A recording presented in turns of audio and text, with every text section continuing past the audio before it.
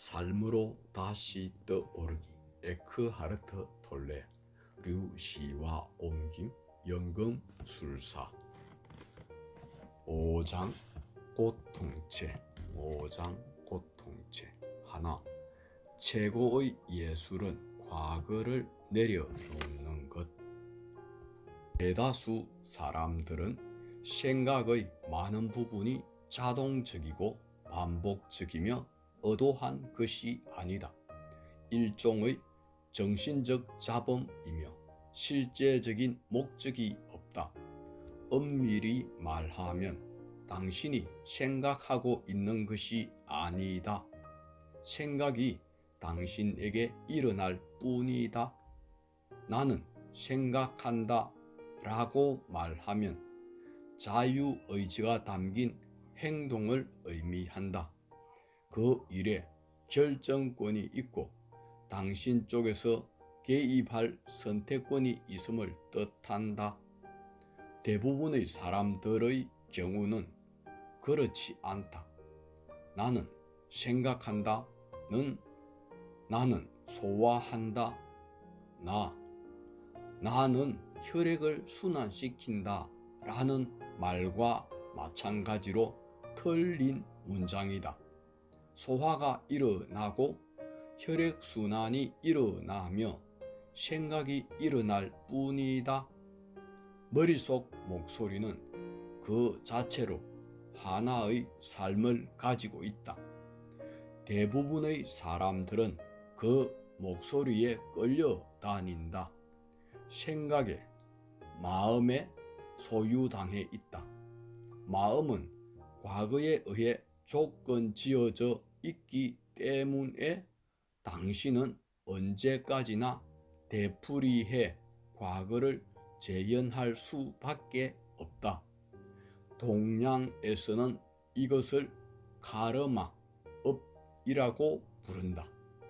이 머릿속 목소리와 동일화되어 있을 때 당연히 당신은 그것을 알지 못한다.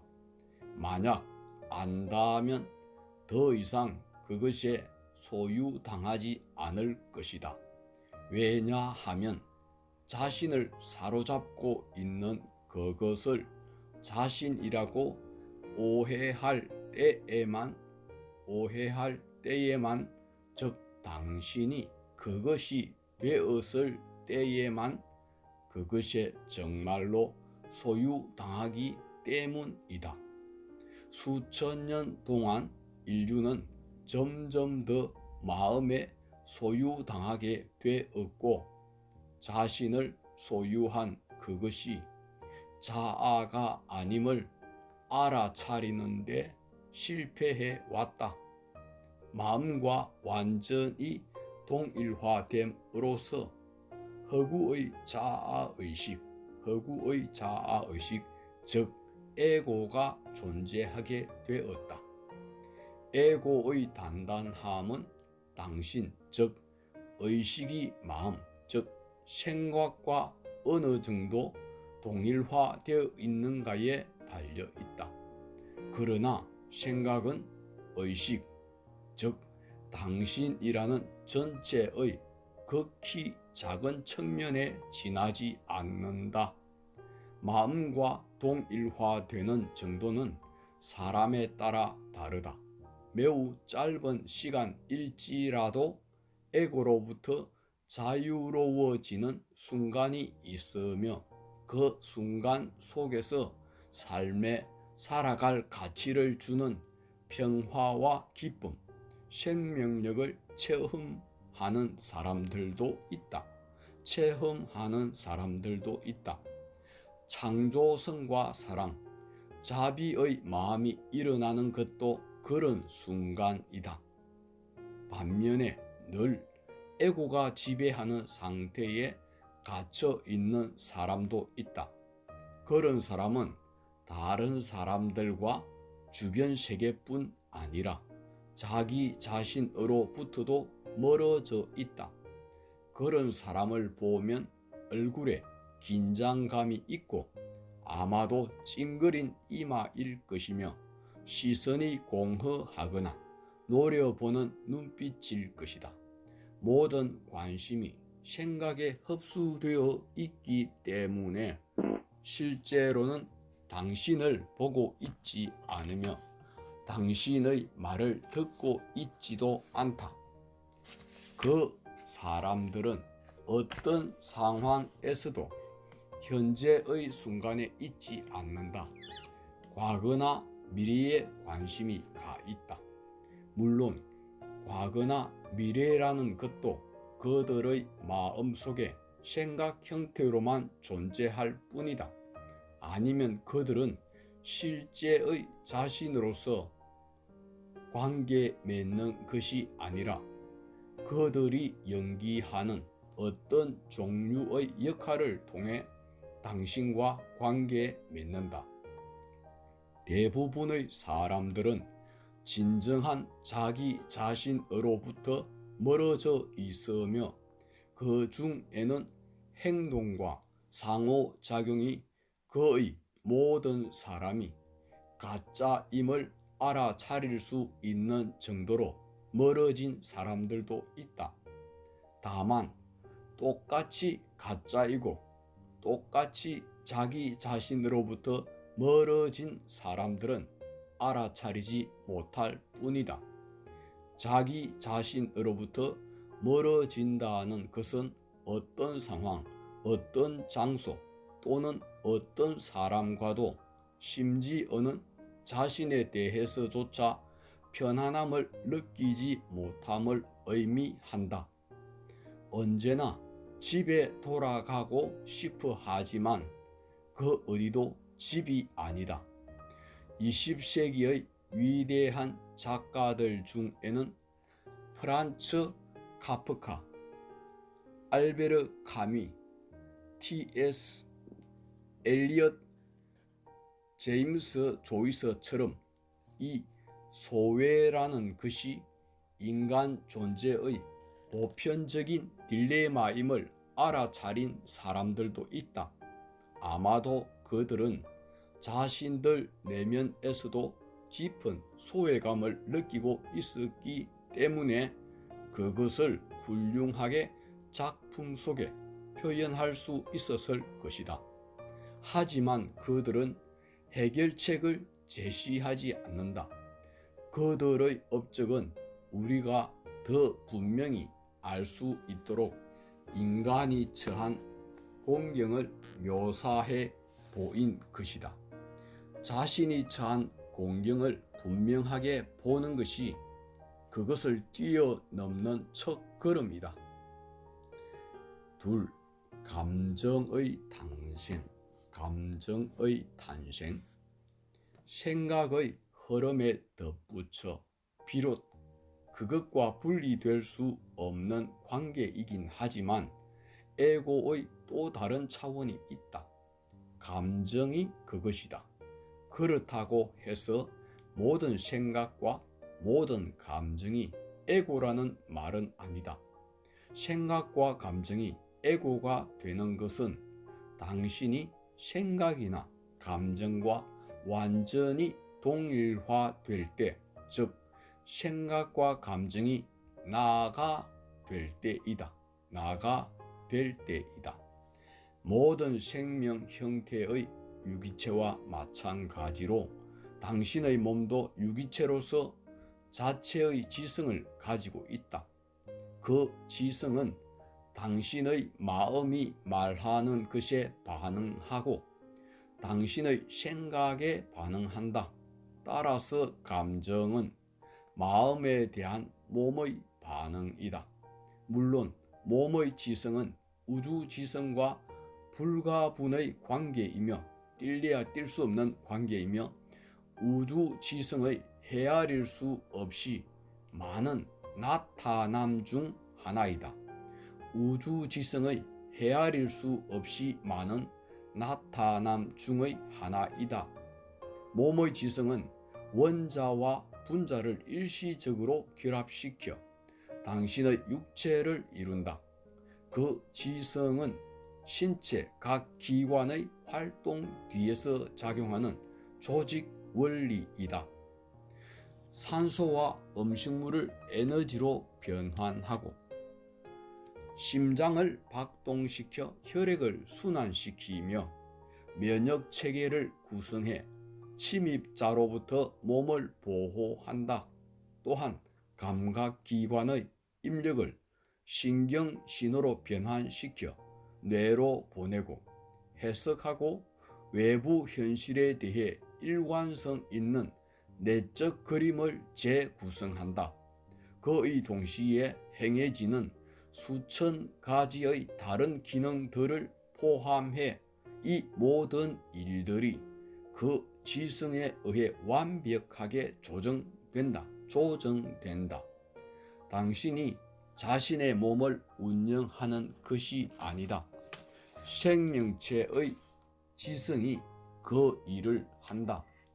그 지성은 또한 환경에 대한 그 유기체의 반응까지도 책임진다. 이것은 어떤 생명체라도 동일하다. 똑같은 지성 덕분에 식물이 물질적인 형태로 나타나 꽃을 피우며 그 꽃은 아침이 되면 꽃잎을 열어 태양 광선을 받아들이고 밤이 되면 닫는다. 지구라는 복잡한 생명 존재, 즉 가이아로 나타나는 것도 이 지성이다. 이 지성의 작용으로 유기체는 어떤 위협이나 도전에 노출되면 본능적으로 반응한다. 동물에게도 분노, 두려움, 기쁨 등 인간의 감정과 유사한 반응이 일어난다. 이러한 본능적인 반응은 감정의 원초적 형태라고 할 수 있다. 어떤 상황에서는 인간도 동물과 같은 방식으로 본능적인 반응을 경험한다. 위험에 직면하여 유기체의 생존이 위협받게 되면 싸울 것인가 도망칠 것인가의 선택에 대비해 심장 박동이 급격해지고 근육이 수축하며 호흡이 빨라진다. 원초적인 두려움이다. 궁지에 몰리면 강력한 에너지가 갑자기 솟구쳐 몸에 전에는 없던 힘을 준다. 이러한 본능적인 반응은 감정과 유사하지만 진정한 의미의 감정은 아니다. 본능적인 반응과 감정의 근본적인 차이는 이것이다. 본능적인 반응은 외부 상황에 대한 몸의 직접적인 반응이다. 반면에 감정은 생각에 대한 몸의 반응이다. 감정도 간접적으로는 실제 상황과 사건에 대한 반응일 수 있지만 그것은 정신적인 해석과 생각이라는 필터, 즉 선악과 좋고 싫음, 나와 나의 것이라는 정신적 개념을 통해 해석한 상황과 사건에 대한 반응이다. 예를 들어 누군가의 차가 도난당했다는 말을 듣는다면 아무런 감정도 일어나지 않겠지만 그것이 나의 차라면 아마도 몹시 당황할 것이다. 나의 라는 작은 정신 개념이 얼마나 큰 감정을 발생시키는가는 놀라울 정도이다. 몸은 매우 지성적이긴 하지만 실제 상황과 생각의 차이를 구분하지는 못한다. 그러므로 모든 생각에 대해 그것이 사실인 것처럼 반응한다. 그것이 하나의 생각일 뿐임을 몸은 알아차리지 못한다. 몸에게는 걱정스럽고 두려운 생각이 나는 위험에 처했다를 의미하며 그것에 따라 반응한다. 설령 밤에 따뜻하고 편안한 침대에서 자고 있을지라도 그렇게 반응한다.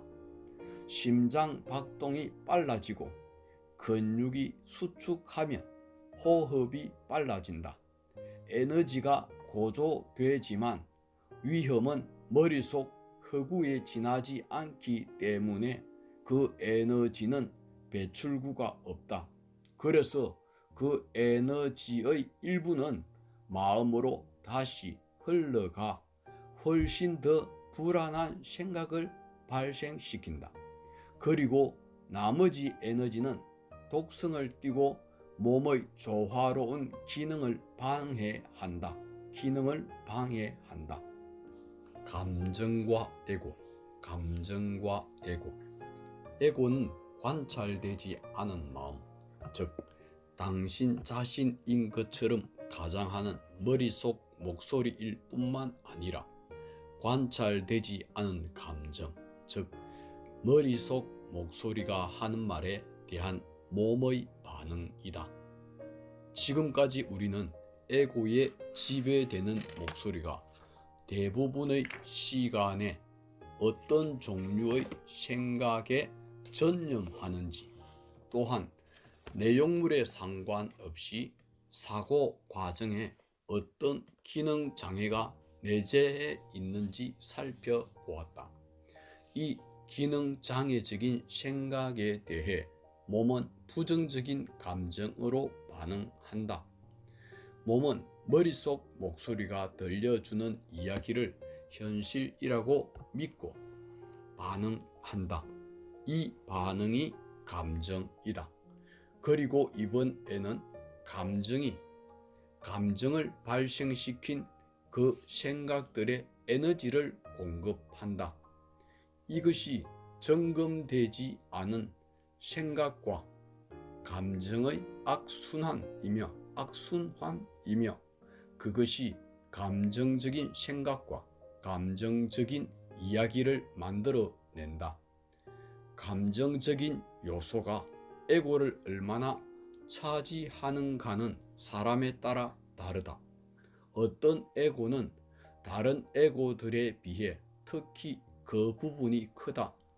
몸의 감정적 반응을 촉발하는 생각들이 때로는 너무도 빨리 와서 마음이 그것들의 의견을 말하기도 전에 몸이 어느새 감정으로 반응하고 그 감정이 행동으로 바뀌는 경우도 있다.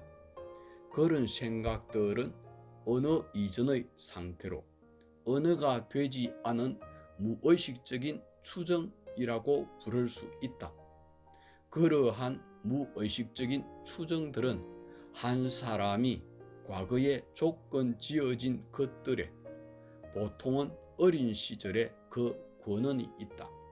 예를 들어 부모나 형제 자매와의 관계 같은 원초적인 인간 관계가 뒷받침되지 않아 다른 사람을 향한 신뢰를 형성하지 못한 사람들에게는 인간은 믿을 수 없어 라는 무의식적인 추정이 있을 것이다.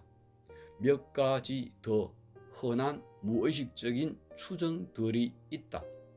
아무도 나를 존중하지 않고 고마워하지 않아. 살아남기 위해서는 싸워야만 해.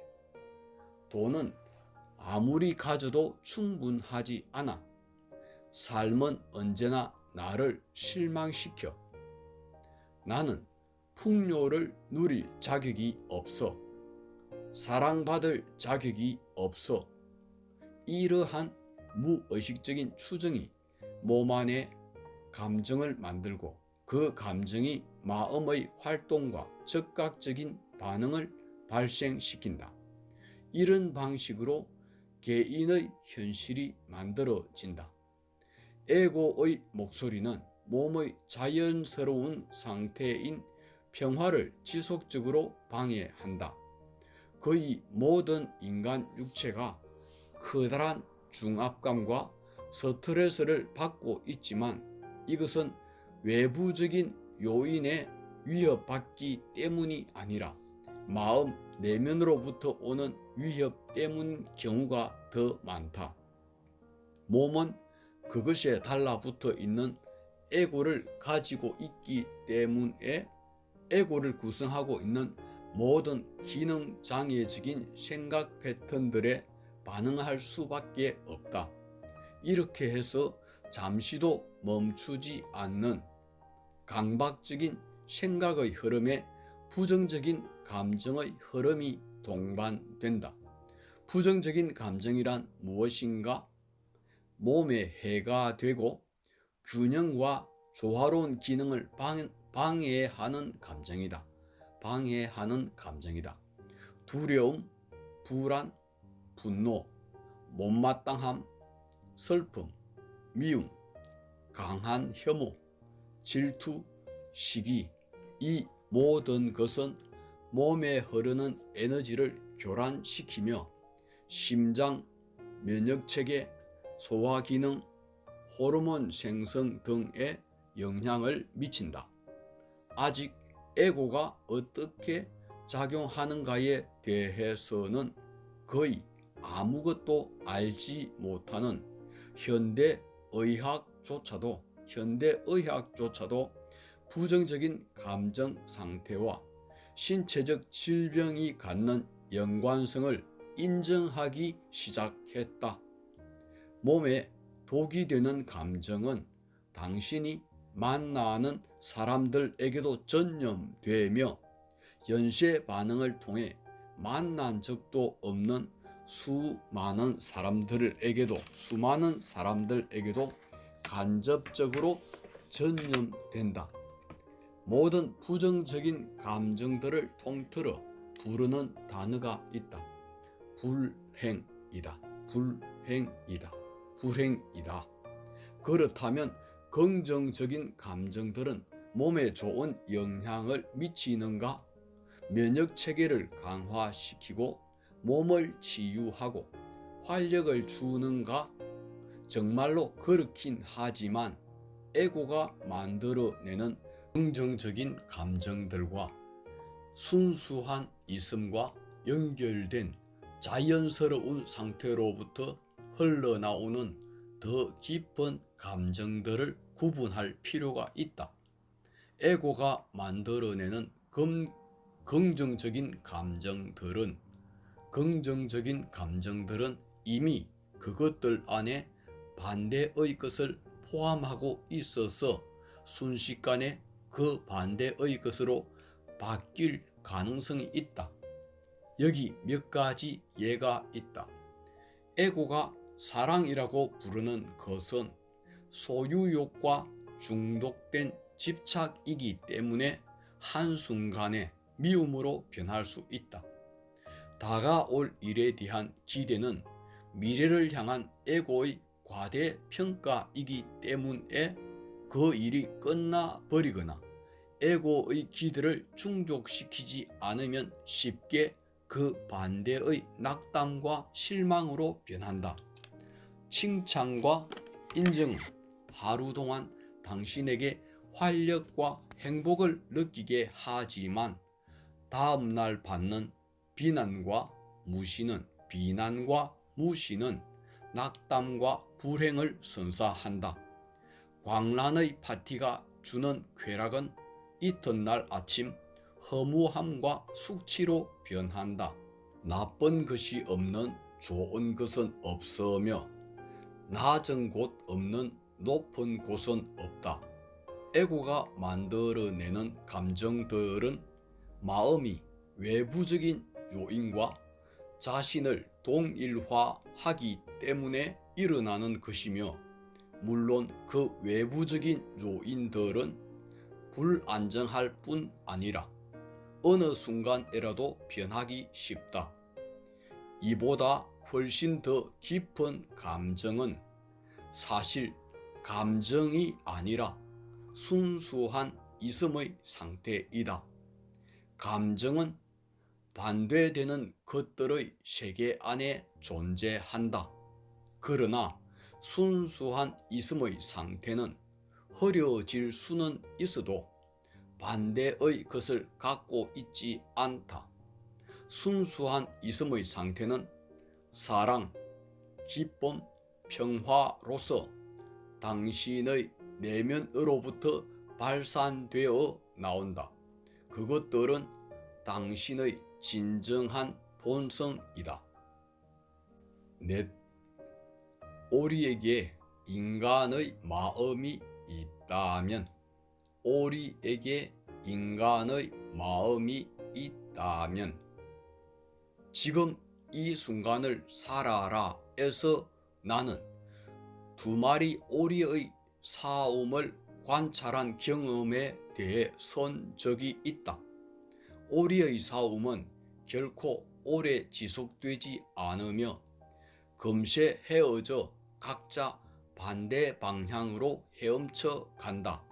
그런 후에 두 마리는 몇 차례 격렬하게 날개를 틀어 싸우는 동안 쌓인 나머지 에너지를 방출한다.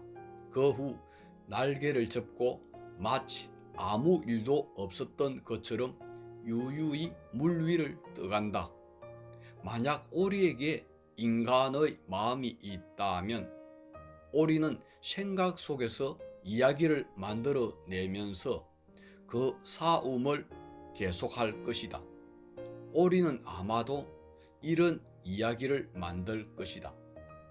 저놈이 저런 짓을 하다니 도무지 믿을 수가 없어. 저놈은 나는 안중에도 없이 내 옆구리 바로 근처까지 밀고 왔어. 이 연못이 자기 것인 줄 아나? 내 개인적인 공간에 대한 배려가 전혀 없어. 저런 놈은 다시는 믿지 말아야 해. 나를 약 올리려고 다음에는 어떤 계략을 꾸밀지도 모르는 놈이야. 이미 뭔가를 꾸미고 있는 게 분명해.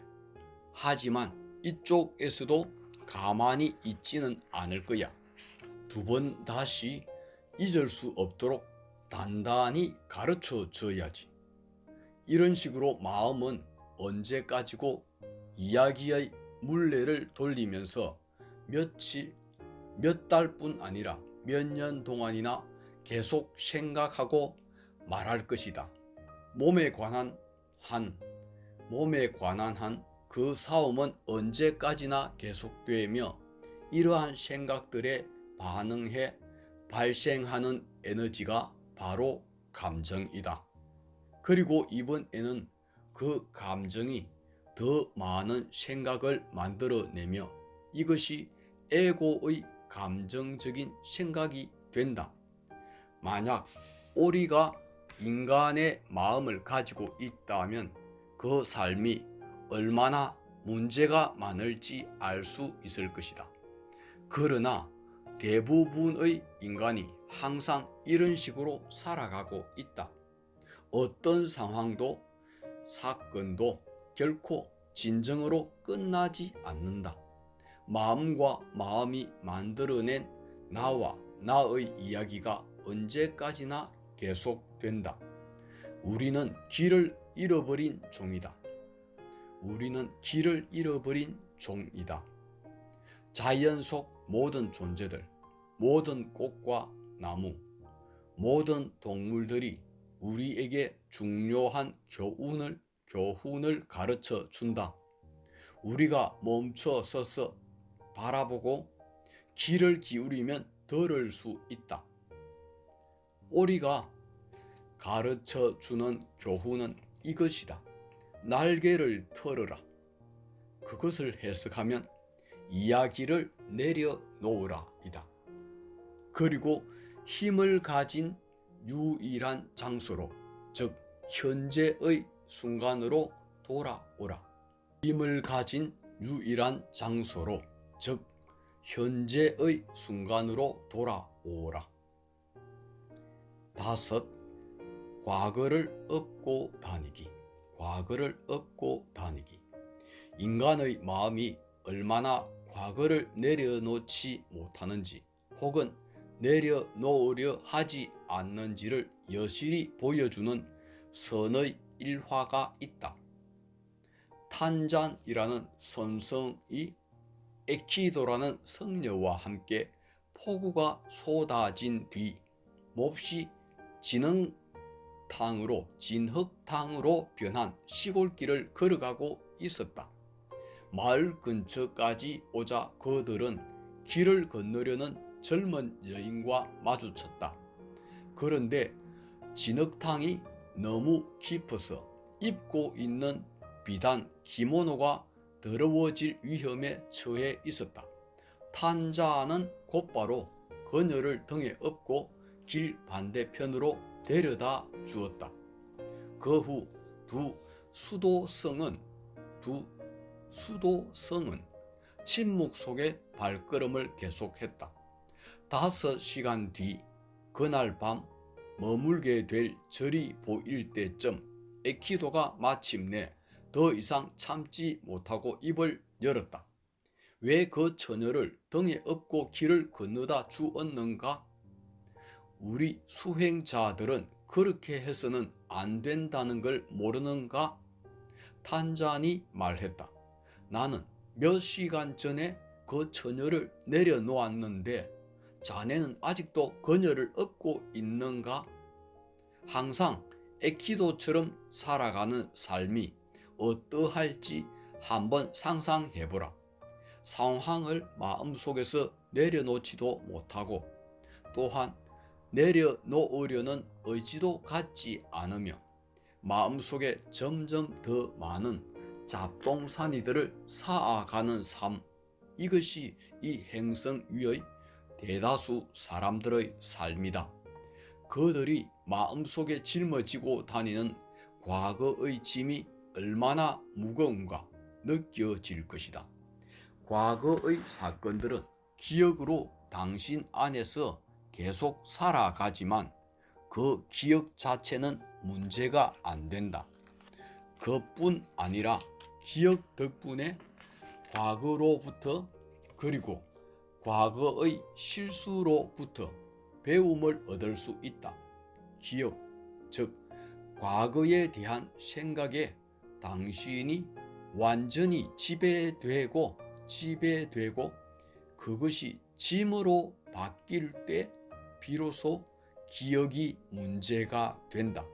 또한 그것이 당신의 자아의식의 일부가 될 때 과거에 의해 조건지어진 성격이 당신을 가두는 감옥이 된다. 당신의 기억들에 자아의식의 옷이 입혀지고 당신의 이야기는 당신이 생각하는 나가 되어버린다. 이 작은 나는 환상이며 시간을 초월하고 형상을 초월한 현존으로서의 진정한 정체성을 흐려버린다. 당신의 이야기는 정신적인 기억뿐 아니라 감정적 기억, 즉 끊임없이 되살아나는 오래된 감정으로도 구성되어 있다. 생각으로 계속 먹이를 공급하면서 5시간 동안이나 불쾌감이라는 덩짐을 지고 있었던 그 성녀처럼 대부분의 사람들은 정신적으로, 감정적으로 상당한 양의 불필요한 덩짐을 평생 동안 지고 다닌다.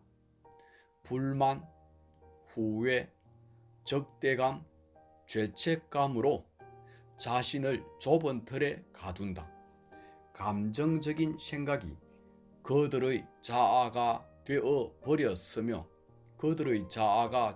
버렸으며 그래서 그들은 오래된 감정에 매달린다. 그것이 자신의 정체성을 강화시켜 주기 때문이다. 인간에게는 오래된 기억을 지속시키는 성향이 있기 때문에 거의 모든 사람이 에너지장 안에 오래된 감정적 고통의 축적물을 지니고 있다. 나는 이것을 고통체라고 부른다. 동양의 용어로는 고통체를 업장으로도 번역할 수도 있다. 그러나 우리는 이미 가지고 있는 그 고통체에 새로운 고통을 추가하는 것은 멈출 수 있다. 오리가 날개를 틀어버리듯이 오래된 감정을 축적하고 지속시키는 습관을 부수는 법을 배울 수 있으며, 어제 일어난 일이든 30년 전에 일어난 일이든 상관없이 정신적으로 과거에 머무는 것을 중단할 수 있다. 상황과 사건을 마음속에 계속 살아있게 하고 머릿속 영화 만들기에 사로잡히는 대신 자신의 관심을 본래의 상태, 즉 시간을 초월한 현재의 순간으로서 계속해서 데려오는 법을 배울 수 있다. 그렇게 하면 생각과 감정 대신 이 순간의 존재함, 현존이 우리의 정체성이 된다. 당신의 이 순간의 존재함을 가로막을 수 있는 과거의 사건은 아무것도 없다.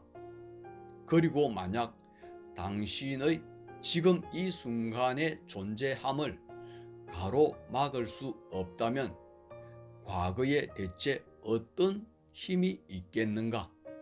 그리고 만약 당신의 지금 이 순간의 존재함을 가로막을 수 없다면 과거에 대체 어떤 힘이 있겠는가?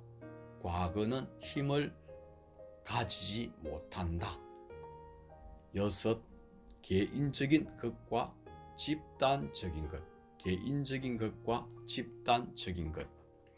부정적인 감정은 그것이 일어나는 순간에 그것을 정면으로 직시하고 그 정체를 확인하지 않으면 완전하게 소멸되지 않는다. 그것은 고통의 잔여물을 뒤에 남긴다. 특히 어린아이는 부정적 감정이 너무 압도적이면 감당하기 힘들기 때문에 그것을 느끼지 않으려고 하는 경향이 있다.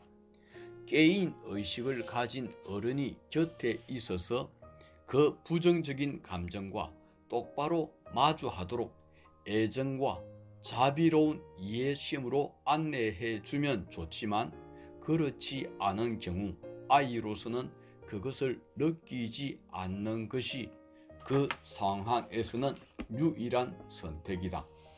불행하게도 이러한 초기의 방어 메커니즘은 어른이 된 후에도 남아있는 경우가 많다. 부정적인 감정이 여전히 인식되지 못한 채로 그 사람 속에 살고 있어서 불안, 분노, 발작적인 폭력, 변덕, 심지어 신체적인 질병 등 간접적인 형태로 나타난다.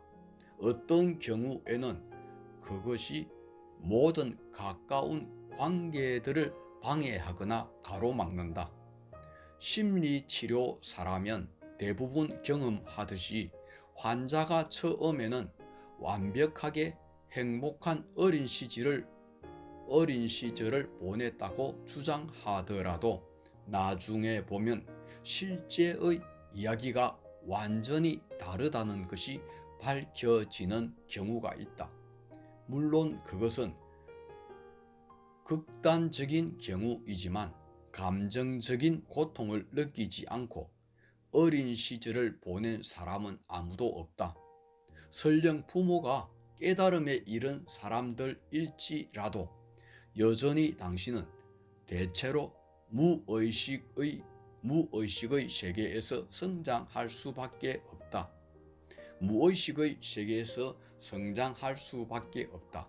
정면으로 직시하고 받아들이고 그런 다음 내려놓는 작업을 하지 않으면 강력한 부정적인 감정들은 뒤에 고통의 잔여물을 남기며 그것들은 함께 뭉쳐 당신 몸의 모든 세포들 속에서 활동하는 하나의 에너지장을 형성한다.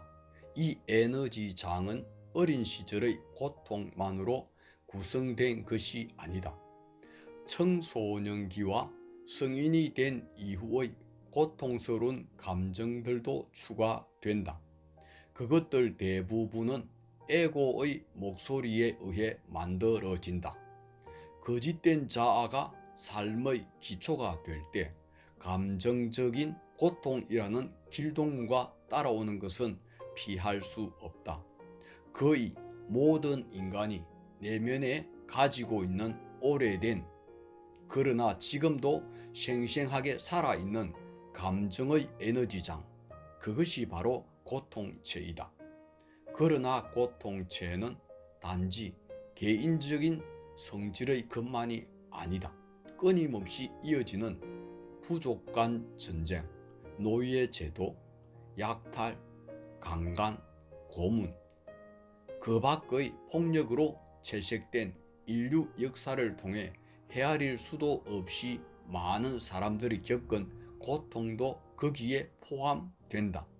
이 고통이 지금도 인류의 집단 정신 안에 살아있고 매일 추가되고 있다는 것은 오늘 밤 뉴스를 보거나 사람들의 관계에서 펼쳐지는 드라마를 보면 금방 확인할 수 있다. 아직 밝혀지지 않았지만 집단적인 고통체는 아마도 모든 인간의 DNA 속에 암호화되어 있을 것이다. 이 세상에 태어나는 모든 신생아는 이미 감정적 고통체를 가지고 있다. 그 중에는 다른 사람들보다 더 무겁고 단단한 고통체를 가지고 있는 아이도 있다. 언제나 행복한 듯한 아이도 있고 큰 불행을 지니고 있는 것처럼 보이는 아이도 있다. 충분한 사랑과 관심을 받지 못하기 때문에 잘 우는 아이가 있는 것도 사실이지만 특별히 이렇다 할 이유가 없는데도 마치 주변 사람들을 자신처럼 불행하게 만들고 싶어 하는 것 같은 아이도 있다. 그리고 종종 그것이 성공한다. 이러한 아이는 인류 고통의 짐을 특히 많이 가지고 이 세상에 온 것이다. 어머니와 아버지가 발산하는 부정적인 감정을 느끼기 때문에 잘 우는 아이도 있다. 부모의 부정적인 감정이 아이에게 고통을 주고 부모의 고통체로부터 나오는 에너지를 흡수해 아기의 고통체가 커진다.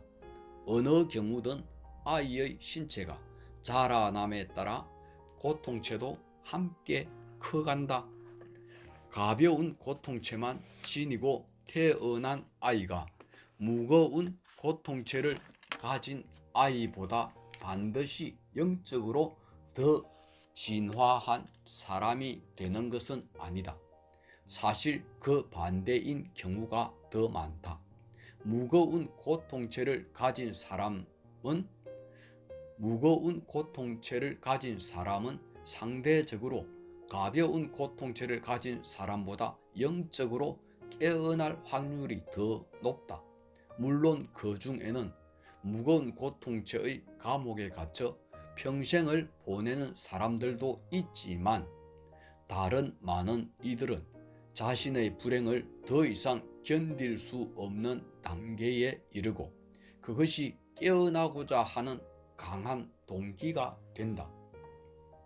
왜 고통스러운 그리스도가 고뇌로 일그러진 얼굴과 수많은 상처로 피 흘리는 그의 육신이 인류의 집단 의식 속에 그토록 중요한 이미지가 되었는가? 왜 고통스러운 그리스도가 고뇌로 일그러진 얼굴과 수많은 상처로 피 흘리는 그의 육신이 인류의 집단 의식 속에 그토록 중요한 이미지가 되었는가?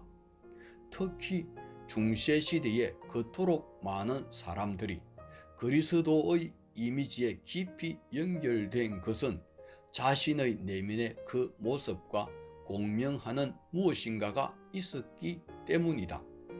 그들은 무의식적으로 그리스도에게서 자기 자신 안의 내적 현실, 즉 고통체의 표현을 보고 있었을 것이다. 그들은 아직 자신 안의 고통을 직접적으로 알아차릴 만큼 의식이 깨어 있지는 않았지만 그것은 고통체를 알아차리는 시작이었다. 그리스도는 인간의 고통과 고통 초월의 가능성 둘 다를 구체적으로 표현하는 인간의 원형으로 볼 수 있다.